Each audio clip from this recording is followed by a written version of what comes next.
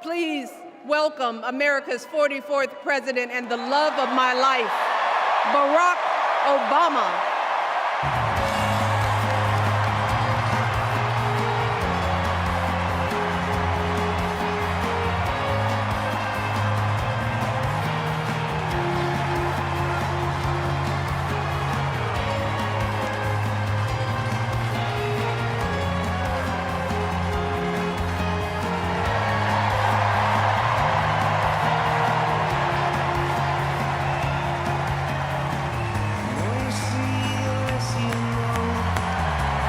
Hello, Chicago!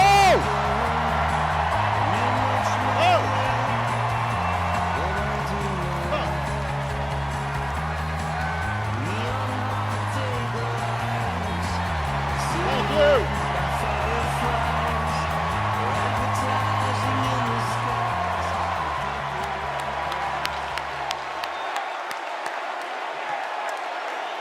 Thank you. Thank you, thank you. Thank you, everybody. Thank you.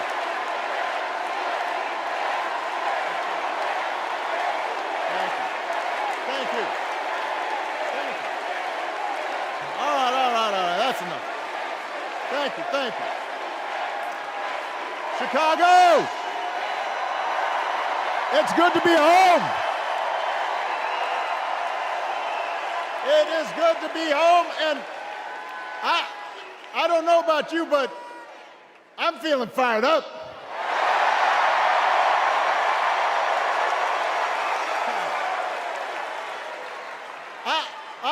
I am feeling ready to go.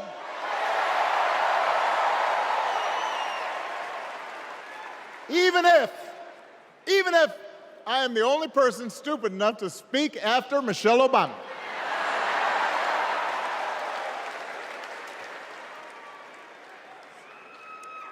I am feeling hopeful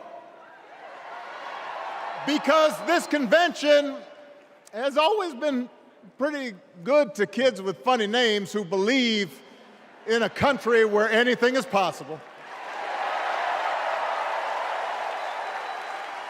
Because we have a chance to elect someone who has spent her entire life trying to give people the same chances America gave her. Someone who sees you and hears you and will get up every single day and fight for you. The next president of the United States of America, Kamala Harris.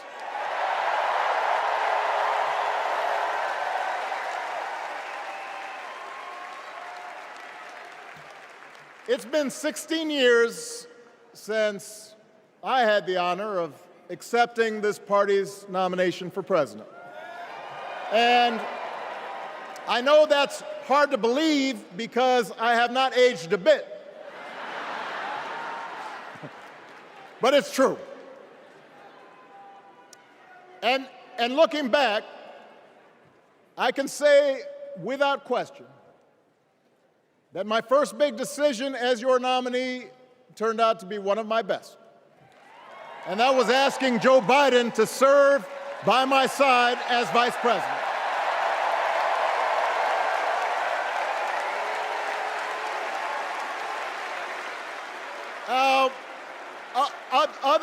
Other than some common Irish blood, Joe and I come from different backgrounds, but we became brothers. And as we worked together for 8, sometimes pretty tough years, what I came to admire most about Joe wasn't just his smarts, his experience. It was his empathy and his decency and his hard-earned resilience, his unshakable belief that everyone in this country deserves a fair shot.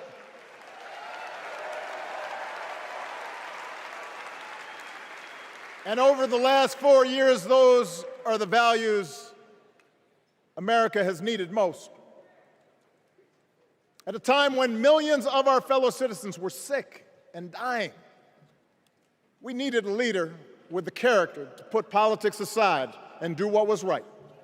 At a time when our economy was reeling We needed a leader with the determination to drive what would become the world's strongest recovery.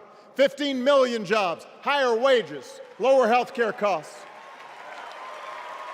At a time when the other party had turned into a cult of personality, we needed a leader who was steady and brought people together and was selfless enough to do the rarest thing there is in politics, putting his own ambition aside for the sake of the country.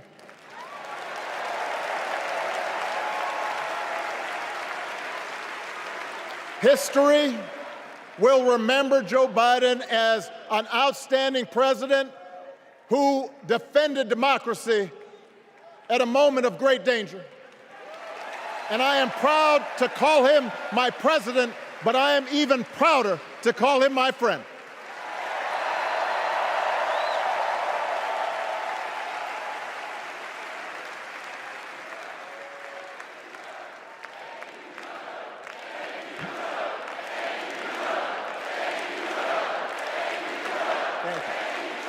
Now, the torch has been passed. Now it is up to all of us to fight for the America we believe in. And make no mistake, it will be a fight. For all the incredible energy we've been able to generate over the last few weeks, for all the rallies and the memes, this will still be a tight race in a closely divided country. A country where too many Americans are still struggling, where a lot of Americans don't believe government can help. And as we gather here tonight, the people who will decide this election are asking a very simple question. Who will fight for me? Who's thinking about my future, about my children's future, about our future together? One thing is for certain, Donald Trump is not losing sleep over that question.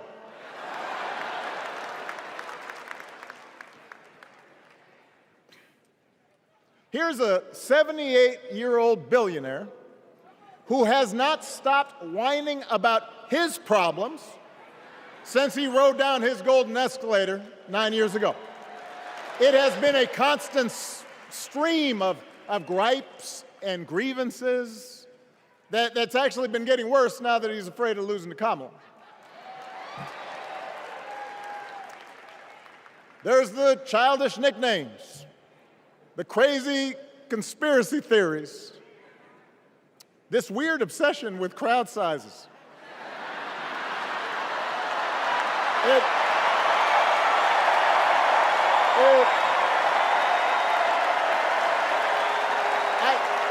It just goes on and on and on.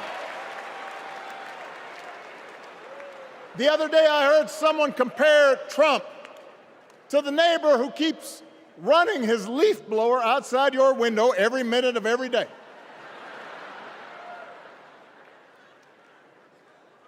Now, from a neighbor, that's exhausting.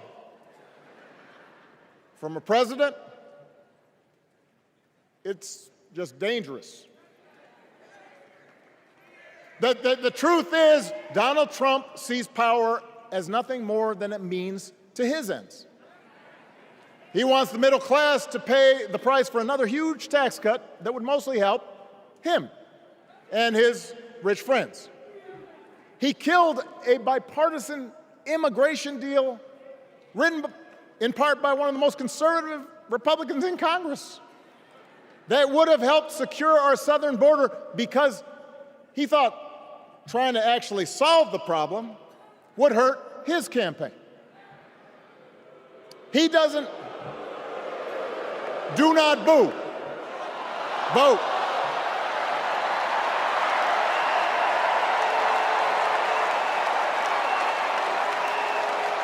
He doesn't seem to care if more women lose their reproductive freedom, since it won't affect his life.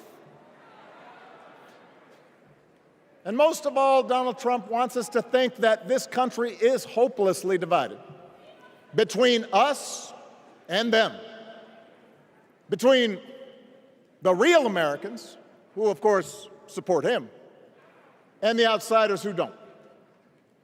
And he wants you to think that you'll be richer and safer if you will just give him the power to put those other people back in their place. It is one of the oldest tricks in politics from a guy whose act has, let's face it, gotten pretty stale. We do not need 4 more years of bluster and bumbling and chaos. We have seen that movie before, and we all know that the sequel is usually worse.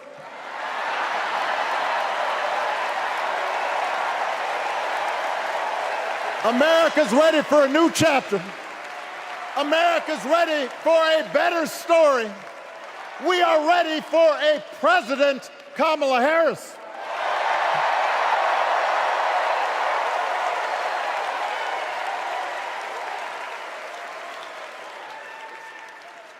And Kamala Harris is ready for the job.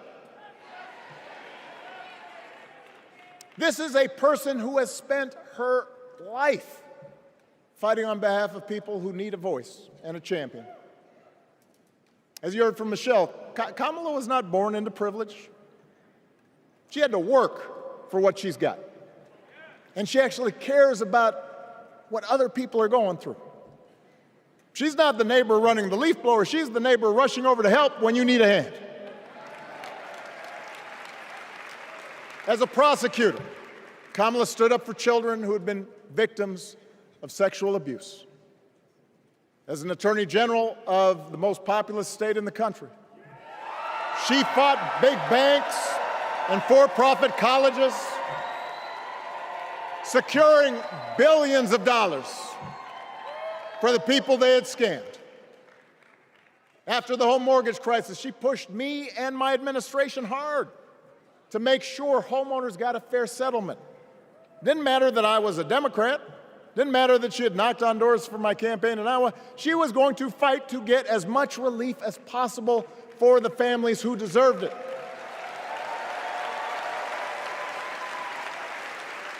As vice president, she helped take on the drug companies to cap the cost of insulin, lower the cost of health care, give families with kids a tax cut. And she is running for president with real plans to lower costs even more and protect Medicare and Medicaid and sign a law to guarantee every woman's right to make her own health care decisions.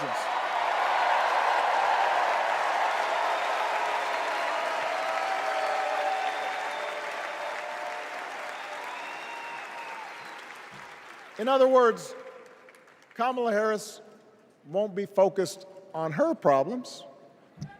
She'll be focused on yours. As president, she won't just cater to her own supporters and punish those who refuse to kiss the ring or bend the knee. She'll work on behalf of every American. That's who Kamala is. And in the White House, she will have an outstanding partner in Governor Tim Walz.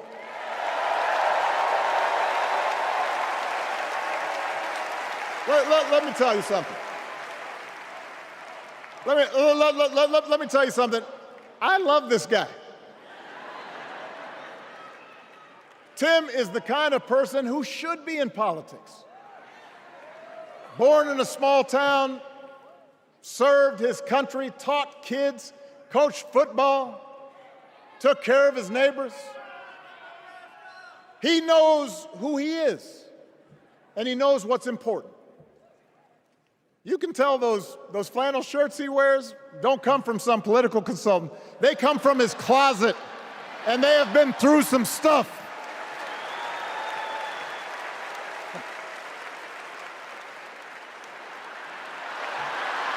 They have been through some stuff. That's right.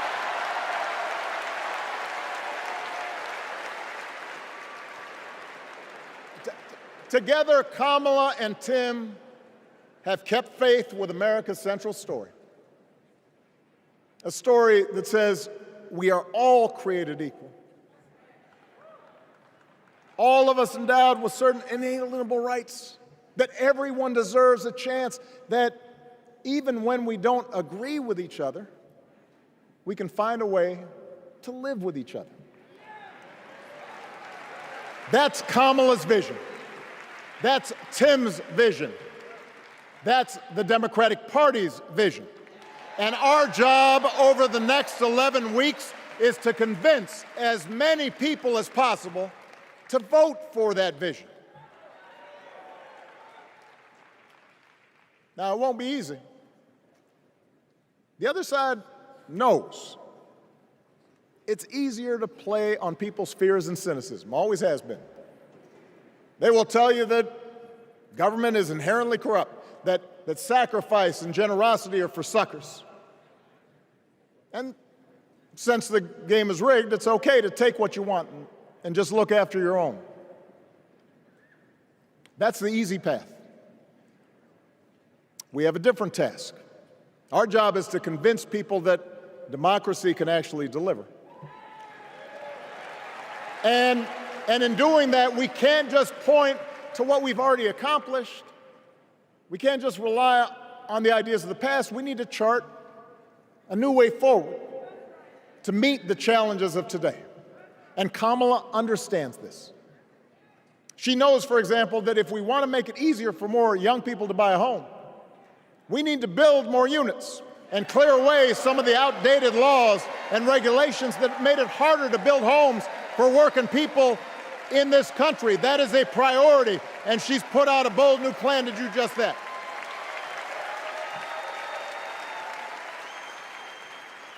On health care, we should all be proud of the enormous progress that we've made through the Affordable Care Act, providing millions of people access to affordable coverage, protecting millions more from unscrupulous insurance practices. I noticed, by the way, that since it's become popular, they don't call it Obamacare no more.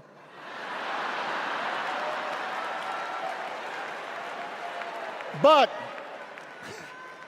Kamala knows we can't stop there, which is why she'll keep working to limit out-of-pocket costs. Kamala knows that if we want to help people get ahead, we need to put a college degree within reach of more Americans. But she also knows college shouldn't be the only ticket to the middle class. We need to follow the lead of governors like Tim Walz, who said, if you've got the skills and the drive, you shouldn't need a degree to work for state government.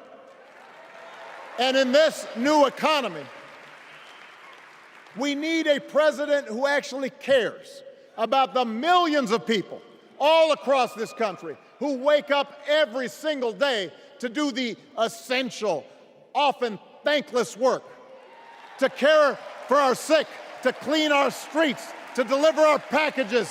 We need a president who will stand up for their right to bargain for better wages and working conditions. And Kamala will be that president.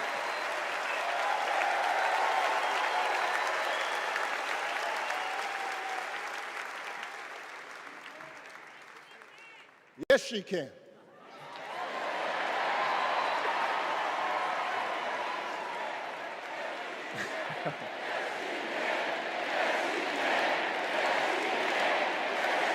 Yes, she can. A Harris-Walz administration can help us move past some of the tired old debates that keep stifling progress. Because at their core, Kamala and Tim understand that when everybody gets a fair shot, we are all better off. They understand that when every child gets a good education, the whole economy gets stronger. When women are paid the same as men for doing the same job, all families benefit.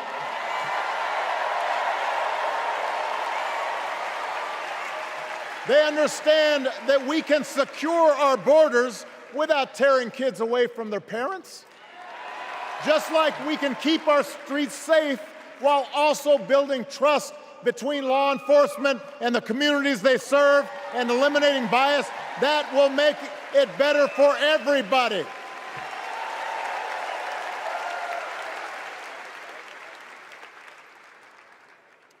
Donald Trump and his well-heeled donors, they don't see the world that way. For them, one group's gains is necessarily another group's loss. For them, freedom means that the powerful can do pretty much what they please, whether it's fire workers trying to organize a union, or put poison in our rivers, or avoid paying taxes like everybody else has to do.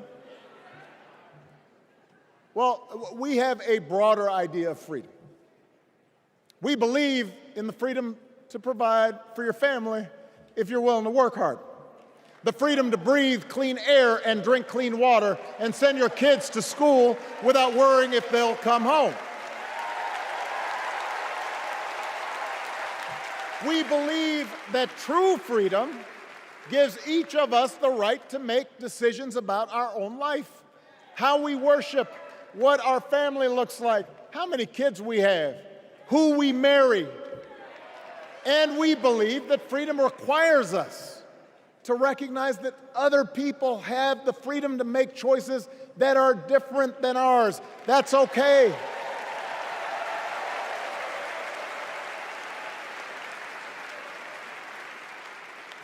That's the America Kamala Harris and Tim Walz believe in. An America where we, the people, includes everyone. Because that's the only way this American experiment works. And despite what our politics might suggest, I think most Americans understand that. Democracy isn't just a bunch of abstract principles and dusty laws in some book somewhere. It's the values we live by. It's the way we treat each other, including those who don't look like us, or pray like us, or see the world exactly like we do.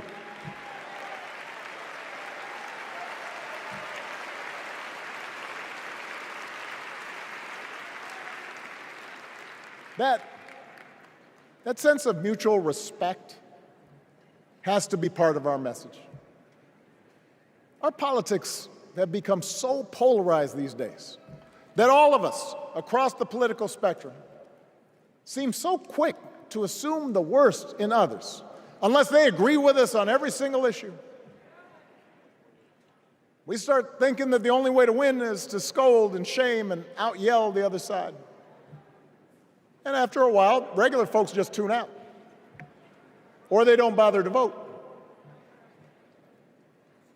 Now, that approach may work for the politicians who just want attention and thrive on division, but it won't work for us.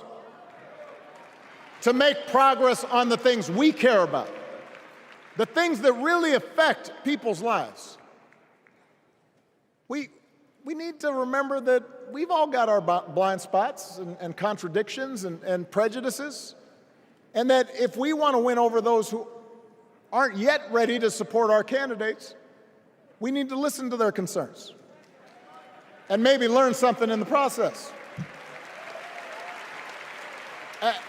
After all, if a parent or grandparent occasionally says something that makes us cringe,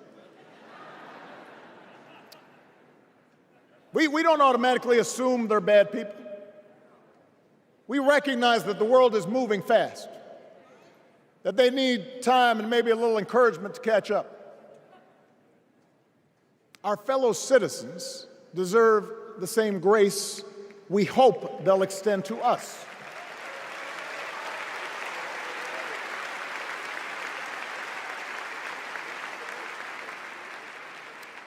That's how we can build a true democratic majority, one that can get things done. And by the way, That does not just matter to the people in this country. The rest of the world is watching to see if we can actually pull this off.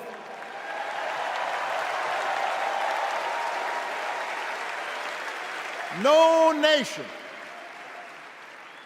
no society has ever tried to build a democracy as big and as diverse as ours before.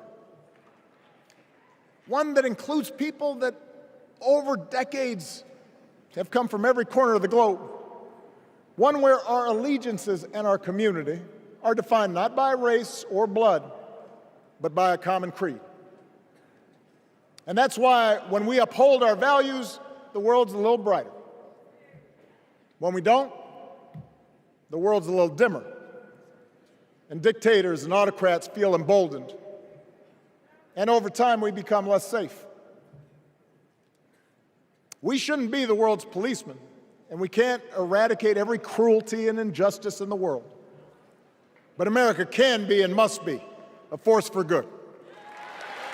Discouraging conflict, fighting disease, promoting human rights, protecting the planet from climate change, defending freedom, brokering peace.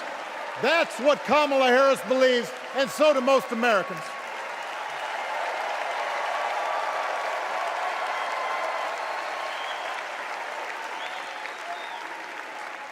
Now,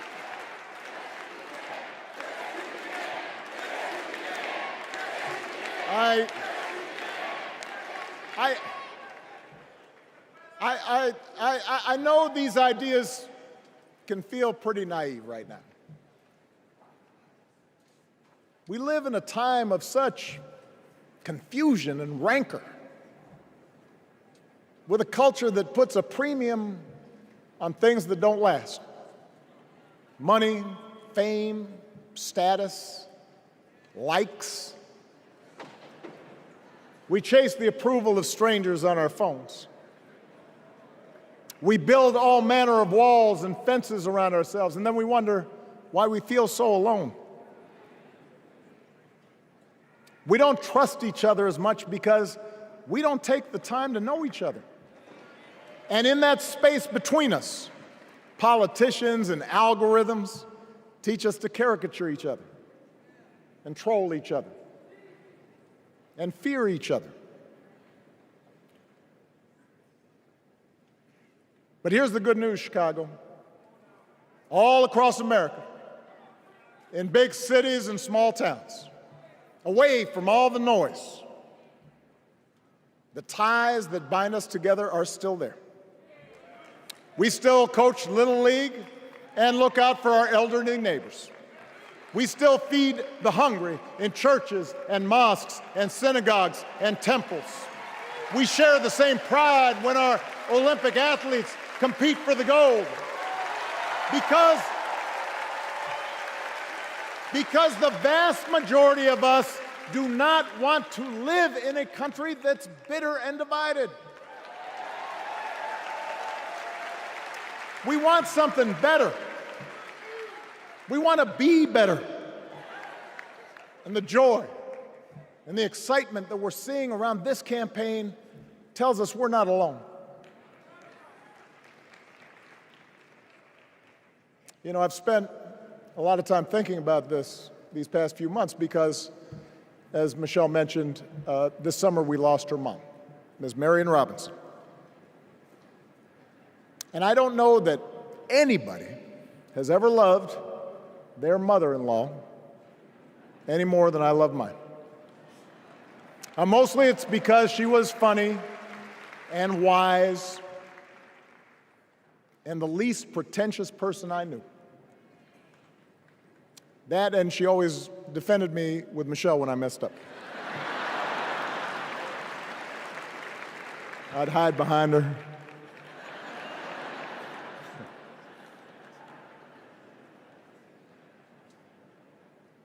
But I also think one of the reasons Mary and I became so close was she reminded me of my grandmother, the woman who helped raise me as a child. And on the surface, the two of them did not have a lot in common. One was a black woman from right here, south side of Chicago, right down the way. Went to Englewood High School. The other was a little old white lady born in a tiny town called Peru, Kansas. Now, I know there aren't that many people from Peru.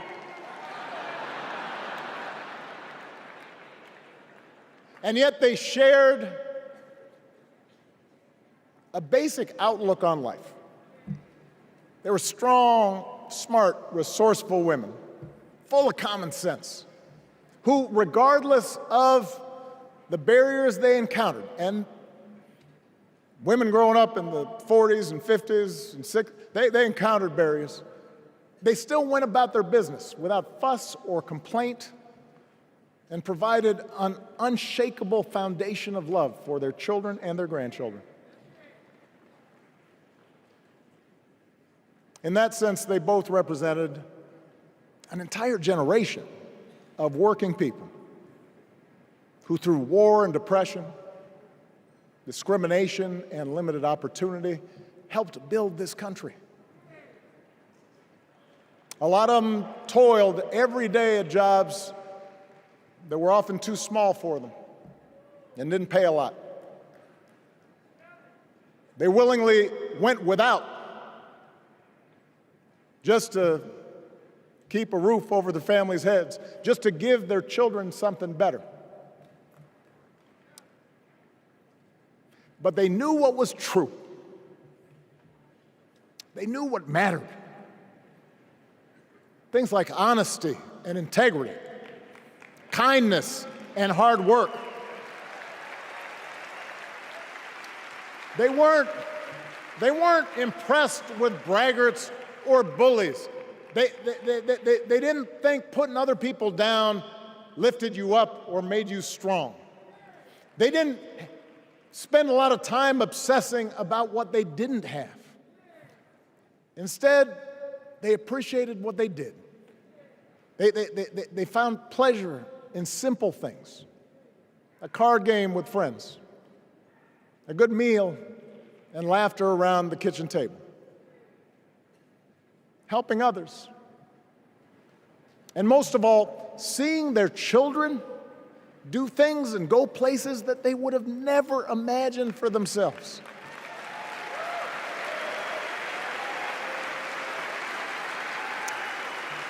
Whether you are a Democrat or a Republican or somewhere in between, we have all had people like that in our lives. People like Kamala's parents, who crossed oceans because they believed in the promise of America. People like Tim's parents, who taught him about the importance of service. Good, hard-working people who weren't famous or powerful, but who managed in countless ways to leave this country just a little bit better than they found it. As much as any policy or program, I believe that's what we yearn for. A return to an America where we work together and look out for each other. A restoration of what Lincoln called, on the eve of Civil War, our bonds of affection. An America that taps what he called the better angels of our nature. That is what this election is about. And I believe that's why, if we each do our part over the next 77 days, if we knock on doors, if we make phone calls, if we talk to our friends, if we listen to our neighbors, if we work like we've never worked before, if we hold firm to our convictions, we will elect Kamala Harris as the next President of the United States, and Tim Walz as the next Vice President of the United States. We will elect leaders up and down the ballot who will fight for the hopeful, forward-looking America we all believe in. And together, we too will build a country that is more secure and more just, more equal, and more free. So let's get to work. God bless you. And God bless the United States of America.